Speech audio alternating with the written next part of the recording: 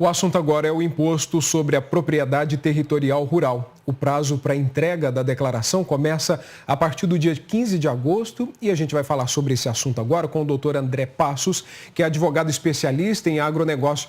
Oi, doutor, boa noite. Seja bem-vindo mais uma vez aqui ao ABCZ News. Muito obrigado pela presença. César, muito boa noite. Sempre uma honra muito grande participar com vocês desse programa campeão de audiência. Muito obrigado. Doutor André, as regras já foram divulgadas pela Receita Federal. O prazo, como eu disse agora há pouco, começa no dia 15 de agosto, vai até o dia 30 de setembro. Qual a importância para o produtor rural de fazer a declaração dentro desse prazo? Bom, César, primeiramente, a declaração dentro do prazo significa que o produtor rural não vai arcar com nenhum tipo de multa, né? Nenhum tipo de ônus. Então, é muito importante que o produtor rural ele se atente para esse prazo, para o cumprimento da obrigação, para evitar que ele pague qualquer multa por descumprimento do prazo na entrega da declaração.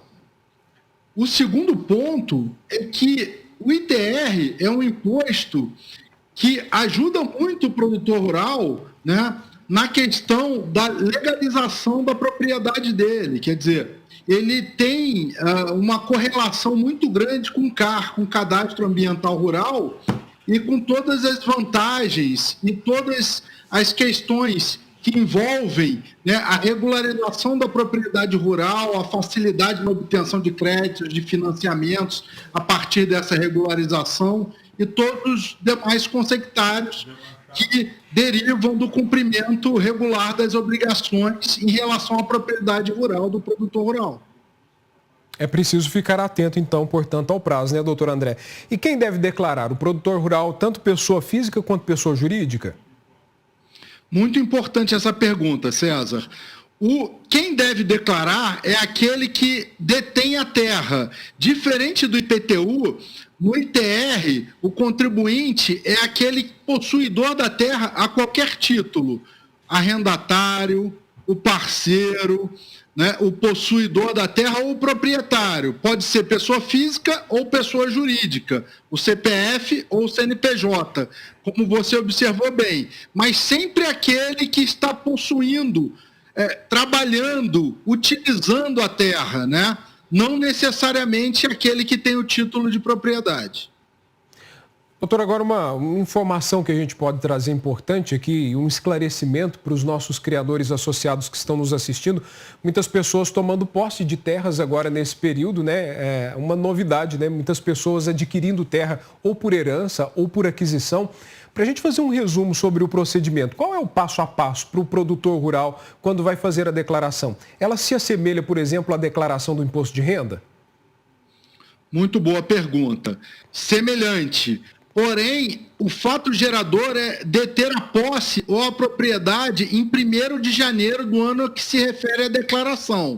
Da mesma forma que a declaração do imposto de renda refere-se ao ano anterior, que é declarável até 30 de abril, em relação ao ITR, você é o detentor da propriedade, você é o possuidor daquela propriedade, você é o parceiro que ocupa aquela propriedade e utiliza em 1º de janeiro do ano a que se refere à declaração, então você que deve declarar o ITR.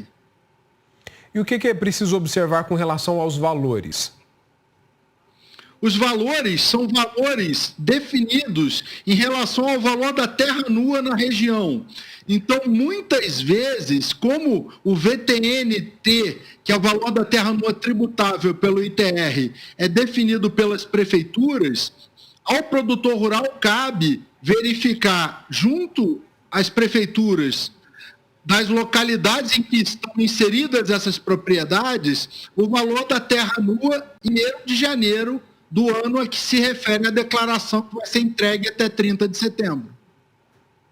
E aí, com relação ao VTN, é preciso que haja um laudo, né? O produtor precisa elaborar um laudo para que seja anexado a essa declaração. Como que funciona essa questão de explicar esse procedimento para o criador? Tal qual a declaração do imposto de renda, como você bem comparou, César, A declaração do ITR necessita que você utilize a referência do valor da terra nua na região, mas é um autolançamento, ou seja, o produtor rural ele lança de acordo com a aferição desses valores. Não necessariamente ele precisa comprovar esses valores, mas ele precisa ter a referência desses valores com base nos valores de terra nua praticados em 1º de janeiro do ano a que se refere a declaração e que geralmente estão afixados, são apresentados pelas secretarias de fazenda das respectivas cidades nos quais estão localizadas as propriedades do produtor rural ou do pecuarista.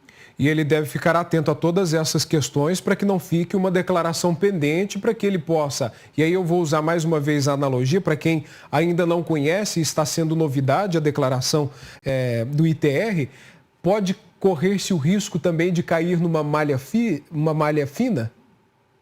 Não tenha dúvida, muito bem observado, César.